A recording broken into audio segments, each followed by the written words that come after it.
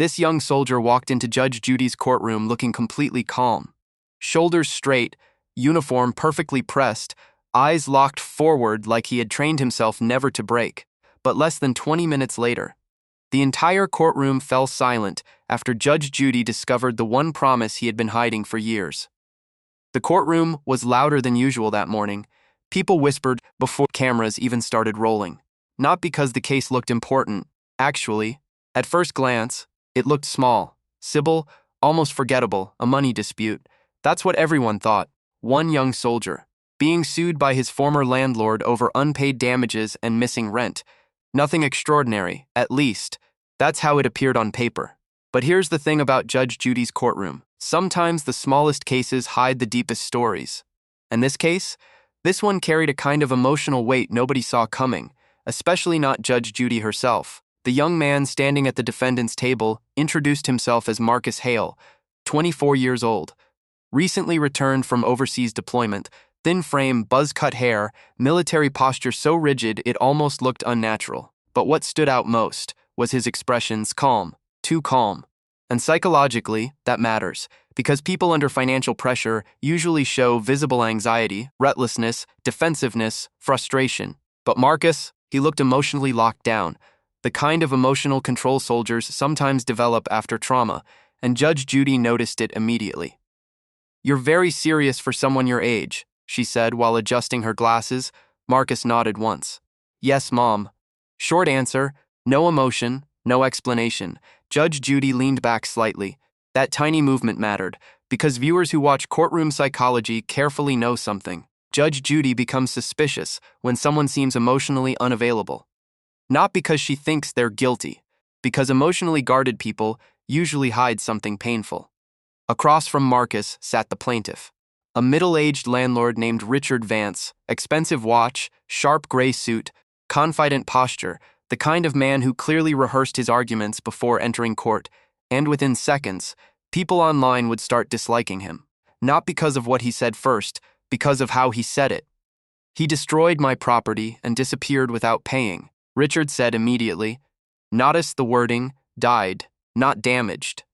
That language was intentional. People exaggerate emotionally loaded words when they want moral advantage, and Judge Judy knows that better than almost anyone. "How much are you suing for?" she asked. $6,400. Marcus didn't react, not even slightly. Again, strange. Most defendants visibly panic hearing numbers like that in court. But Marcus just stood there silently, hands behind his back, like he was waiting for orders. Judge Judy turned toward him. "Did you damage the apartment?" Marcus hesitated, very briefly, then answered, "Yes, Mom." The courtroom shifted instantly. Even the audience looked surprised. No excuses, no denial. And psychologically, instant honesty changes how people perceive you, especially in court. But then Judge Judy narrowed her eyes, because something about his answer didn't feel complete. "You admit it?" "Yes, Mom." "And you didn't pay the landlord?" "No, Mom." Again, short, controlled, almost robotic. At this point, even Judge Judy looked irritated, because emotionally closed-off defendants can make judges feel manipulated, not through lies, through absence. People naturally distrust what they cannot emotionally read, and Richard Vance sensed that momentum immediately. "You see," the landlord interrupted. He knows exactly what he did. That interruption was a mistake, a huge one, because Judge Judy hates opportunistic behavior, especially when someone interrupts too early. She snapped toward him instantly. "You'll talk when I ask you to talk." Silence, the audience froze. Richard immediately leaned back. And here's what's fascinating psychologically. Powerful personalities often destroy their own credibility by pushing too hard too fast. Had Richard stayed calm, Judge Judy might have stayed focused on Marcus. But now, her attention shifted. Then she asked the question that changed the emotional direction of the entire case. "What happened in the apartment?" Marcus finally looked uncomfortable, not angry, not defensive, uncomfortable. His jaw tightened. His fingers flexed slightly behind his back, tiny body language details most people miss. But trauma often leaks through physical control before emotional control breaks. "There was water damage," he answered quietly. "How?" Silence. Judge Judy waited. Marcus stared downward briefly, then finally said, "My mother got sick." The entire courtroom became still, and suddenly, everything felt different, because emotionally, the word mother changes courtroom dynamics instantly, especially when spoken carefully like that. Judge Judy's expression softened slightly. Only slightly. What does that have to do with water damage? Marcus swallowed hard. She needed medical equipment at home. That was the first crack in his emotional armor, tiny but visible, and Judge Judy noticed immediately. What kind of equipment? Marcus hesitated again, then answered, oxygen support. Now here's where things started becoming emotionally complicated, because the courtroom expected excuses. But Marcus wasn't making excuses. He was answering like someone ashamed of something much bigger. Richard Vance jumped in again. He turned the apartment into a hospital. Another mistake, a terrible mistake, because this time the audience visibly reacted negatively. Compassion was beginning to form around Marcus, and landlords who appear cold during emotional testimony lose public sympathy fast. Judge Judy raised her hand sharply. Stop talking. Richard went silent immediately, then Judge Judy looked back at Marcus. Where is your mother now? That question changed him completely, for the first time since entering the courtroom. Marcus looked emotionally unsteady, not dramatic, not theatrical, worse. Real, his eyes lowered, and when he answered, his voice almost disappeared. She passed away last winter. Silence, heavy silence, the kind that spreads physically through a room, even the audience stopped moving. And Judge Judy, for the first time all morning, looked genuinely concerned, because suddenly this wasn't a money dispute anymore. It was grief hiding inside legal paperwork. But here's where things became deeply unsettling. Judge Judy opened the case file again, then frowned, because according to the landlord's timeline, alleged damages happened after Marcus returned from deployment, which meant something didn't add up. If his mother had already passed away, why was he still refusing to explain the apartment damage properly? And that question? That question would soon uncover a secret promise so emotional, it would completely break the atmosphere inside the courtroom. Judge Judy leaned forward slowly. Mr. Hale, she said carefully, I think you're leaving something out. Marcus froze, just for a second. But that second told everyone everything, because suddenly, calm soldier didn't look calm anymore. He looked terrified. Judge Judy stared at Marcus for several long seconds, not speaking, just watching him. And experienced courtroom viewers know exactly what that means. Judge Judy often stays silent when she senses someone is emotionally cornered, because silence creates pressure, and pressure reveals truth. Marcus stood motionless at the defendant's table, but now the cracks in his composure were becoming impossible to ignore. His breathing had changed, subtle, faster, his jaw tightened every few seconds like he was fighting something internally and psychologically. That kind of body language usually appears when someone is trying desperately not to lose emotional control in public. Judge Judy finally spoke. You said your mother passed away last winter. Yes, Mom, but according to these documents. She lifted the folder slightly. The apartment damage continued for nearly 3 months afterward. Marcus didn't answer. The courtroom became painfully quiet. Even Richard Vance stopped interrupting. Because suddenly this didn't feel like a landlord dispute anymore, it felt like a secret slowly surfacing. Judge Judy narrowed her eyes. What happened in that apartment after your mother died? Marcus looked down at the floor. And that silence. It started making people uncomfortable. Not suspicious uncomfortable. Heartbreaking uncomfortable. The kind where you can almost feel someone struggling emotionally in real time. Then Richard Vance made another mistake. A massive one. He's hiding something because he knows he's guilty. Wrong move. Judge Judy snapped toward him instantly. You know what your problem is, sir? Richard froze. You think money automatically makes you right. The audience reacted immediately. Because Judge Judy's tone had changed. This wasn't irritation anymore. This was personal disappointment. And psychologically, once Judge Judy emotionally disconnects from one side, energy inside the courtroom shifts dramatically. Richard tried recovering. I'm just asking for accountability. No, Judge Judy interrupted sharply. You're talking over a grieving son. Silence. Marcus looked up slightly for the first time, and honestly, that moment mattered more than most people realized, because people carrying emotional pain often react strongly to unexpected kindness, especially men trained never to show vulnerability. Judge Judy turned back toward Marcus. Answer my question. Marcus swallowed hard, then finally spoke. I kept her room exactly the same. The courtroom stayed silent, Judge Judy tilted her head slightly. What do you mean? Marcus hesitated again, and this time his hands started shaking, very slightly, but visibly. When I came home from deployment, he said quietly, I couldn't touch anything. Judge Judy didn't interrupt, neither did the audience. My mother used to call me every Sunday while I was overseas. His voice was becoming thinner now, less controlled. She always said the same thing. He stopped talking. Judge Judy waited patiently, and here's something psychologically important. People revealing trauma often pause repeatedly because they are reliving emotions while speaking, not performing them, reliving them. Finally, Marcus continued. She told me, no matter what happened overseas, I had to come home. The courtroom was completely still now. Even the cameras seemed quieter somehow. Marcus stared downward. I promised her I would. Judge Judy's expression softened again, but only briefly, because she still sensed something bigger underneath the story. And? Marcus closed his eyes for 1 second, and then came the sentence that changed the atmosphere entirely. She died 2 days before my flight landed. A woman in the audience covered her mouth instantly. Even Richard Vance looked uncomfortable now, because suddenly the emotional picture became devastatingly clear. Marcus had survived deployment, only to return home too late to say goodbye to his mother. And psychologically, unresolved goodbye trauma destroys people quietly, especially soldiers, especially men conditioned to suppress emotion. Judge Judy spoke much softer now. So after she died, you kept the room untouched? Marcus nodded. Yes, Mom. Why? That question nearly broke him. Because this time Marcus couldn't answer immediately. His breathing became uneven, his eyes stayed fixed downward, then finally, because it still smelled like her. Silence, domiciled silence, and for the first time all day. Judge Judy removed her glasses slowly. That detail mattered. Because longtime viewers know she does that when emotions affect her personally. Marcus continued speaking before she could respond. I kept the oxygen machine plugged in. Judge Judy looked confused.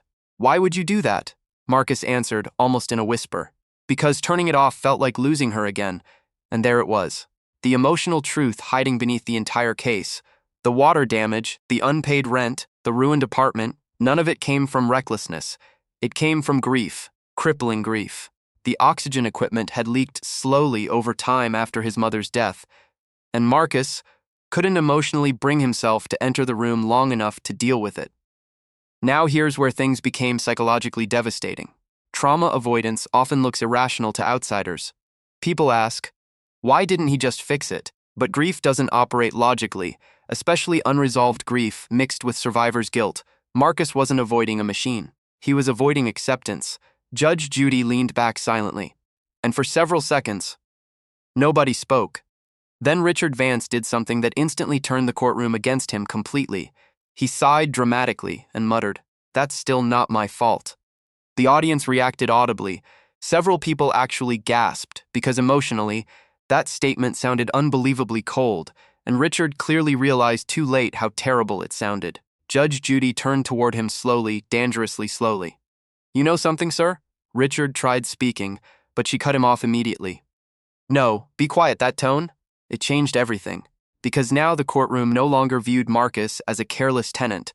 They saw him as a grieving son drowning emotionally after military service, and Richard?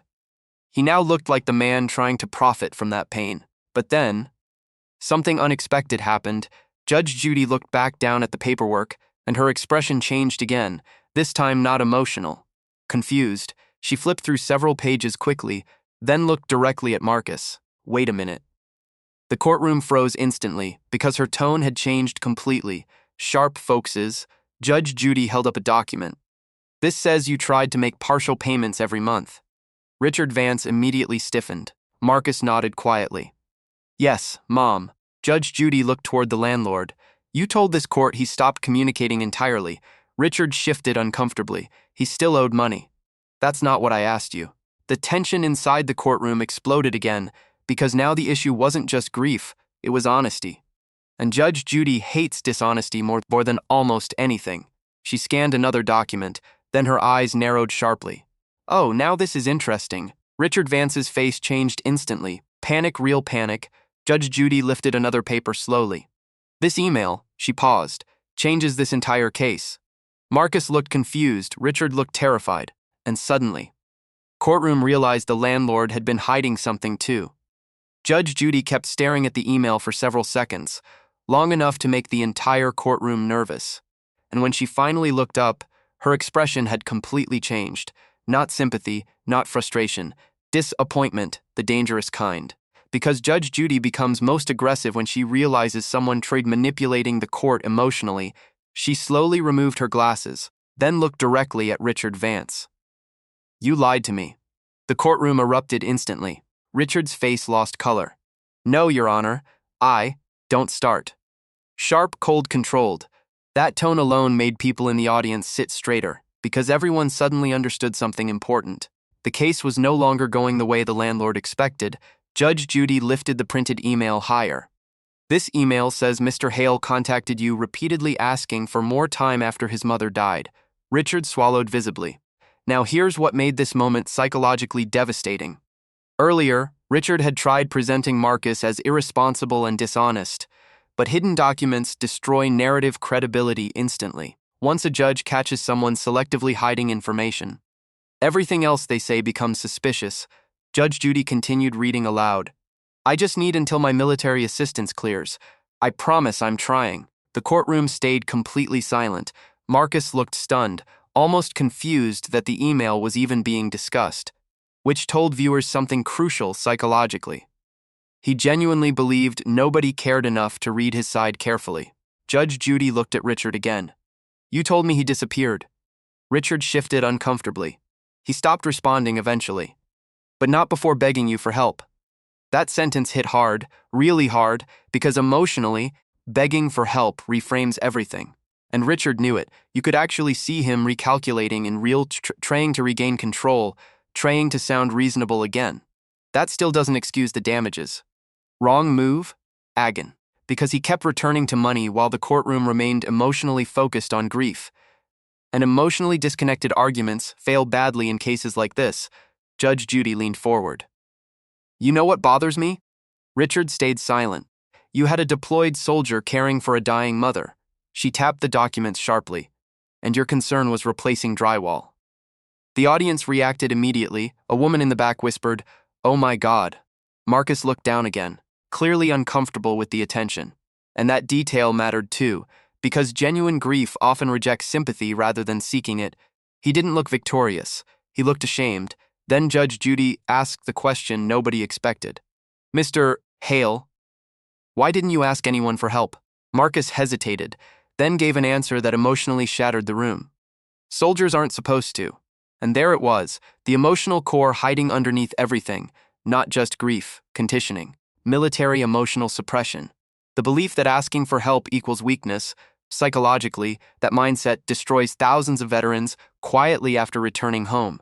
Judge Judy's face softened again, this time more visibly. "What happened after your mother died?" Marcus stared at the floor.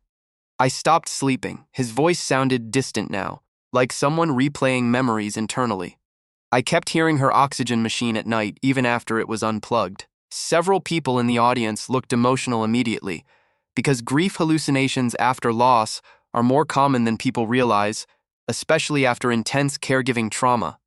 Marcus continued quietly. "I thought if I cleaned the room." He stopped speaking again. Judge Judy waited patiently. It would mean she was really gone. The courtroom was silent in the most painful way possible. No movement, no whispers, nothing. Then something unexpected happened. Judge Judy asked Marcus to sit down. Not common. Usually defendants remain standing during questioning, but this wasn't normal courtroom energy anymore. This felt personal. Marcus sat slowly, still avoiding eye contact, and then Judge Judy turned toward Richard Vance one final time. "Did you ever enter that apartment yourself?" Richard hesitated. Tiny hesitation. Massive mistake. Because hesitation before simple questions destroys credibility instantly. "Yes." "When?" "A few weeks after the damage had started." Judge Judy narrowed her eyes, and Richard looked trapped now. Actually trapped. Because whatever he said next clearly mattered. A lot of the room was untouched. Marcus slowly looked up for the first time. Judge Judy caught it immediately. "What room?" Richard exhaled heavily. "His mother's bedroom." The courtroom froze again. Judge Judy's voice became quieter. "What do you mean, untouched?" Richard shifted nervously. There were flowers still beside the bed. Marcus closed his eyes, and photographs everywhere. Now even the audience looked emotional, because suddenly people could visualize it. A grieving son preserving his mother's room like a memory frozen in time. Judge Judy spoke carefully now. You understood what he was going through. Richard answered too quickly. I understood he owed rent, and that sentence destroyed him completely. Emotionally, socially, psychologically, everything. Because compassionless responses during visible grief instantly trigger public rejection, and even Richard seemed to realize it the moment he said it. The audience looked disgusted. Judge Judy looked furious. But then, everything changed again, because Marcus suddenly spoke up for the first time voluntarily. Don't blame him. The courtroom looked stunned. Even Judge Judy paused. Marcus swallowed hard. He wasn't wrong. Judge Judy stared at him carefully. Marcus continued quietly. I signed the lease. I caused the damage. And psychologically, that level of accountability during emotional pain becomes incredibly persuasive because honest people usually admit painful truths even when it hurts them. Marcus looked toward Richard briefly. He gave me more time than he had to. Now Richard looked confused, almost guilty, because apparently, even he hadn't expected Marcus to defend him. Judge Judy leaned back slowly. And honestly, for the first time all trial, she looked emotionally conflicted because now the case wasn't simple anymore. The landlord wasn't completely heartless. The soldier wasn't completely irresponsible. It was just tragedy colliding with pressure. Life. Real life. But then Judge Judy noticed something else in the documents, something nobody had mentioned yet. She picked up another paper slowly. What is this? Marcus looked confused. Richard looked confused too. Judge Judy frowned. This says someone anonymously paid nearly half the damages last month. The courtroom went silent instantly. Marcus blinked in shock. I didn't know that. Richard looked equally stunned, because apparently, neither side knew who made the payment. Judge Judy stared at the receipt carefully, then at Marcus, then suddenly asked, Who's Evelyn? Marcus froze instantly, completely froze, and the expression on his face. It wasn't confusion.